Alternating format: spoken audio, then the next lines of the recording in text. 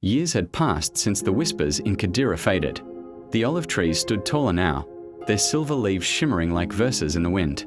And under their shade, the story of Samir, Ranya, and Lina became a lantern retold from tongue to tongue, a story of darkness unmade by prayer. But Imran, the traveller of verses, did not stay. One morning, he wrapped his old shawl around his shoulders, whispered a prayer over the town, and walked toward the horizon. Behind him, children chased the sunlight.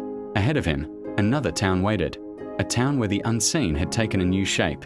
It was called Namra, a place glittering with markets, mirrors, and money. People there did not believe in spells or knots. They laughed at such things. Yet their eyes were dim, their hearts restless, and their nights sleepless. They had traded truth for illusion, like moths chasing a false flame. Imran sat by the fountain one evening and listened.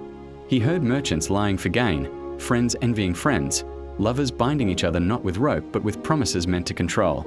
And he whispered to himself, the old magic still breathes, only now it wears perfume. He began to teach quietly, in corners and courtyards. To a weary shopkeeper, he said, greed is a charm that blinds the soul. To a proud youth, he said, arrogance is the spell that turns hearts to stone.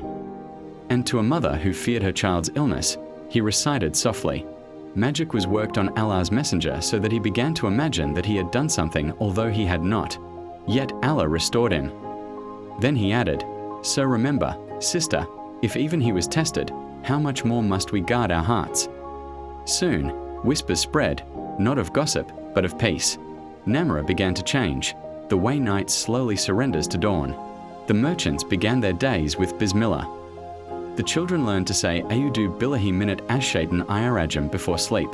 And the markets that once sold deceit began to hum with honesty. One night, Imran stood on a hill outside the town. He looked at the two places he had loved, Qadira, healed by repentance, and Namra, healed by remembrance. He smiled, eyes wet with gratitude. The real magic, he whispered to the stars, was never in the knots of the envious, but in the mercy of the one who unties them. As dawn broke, he vanished down the road, leaving behind not charms or relics, but words, soft, glowing, eternal. Seek refuge, and no harm shall bind you. Remember Allah, and no darkness will find you.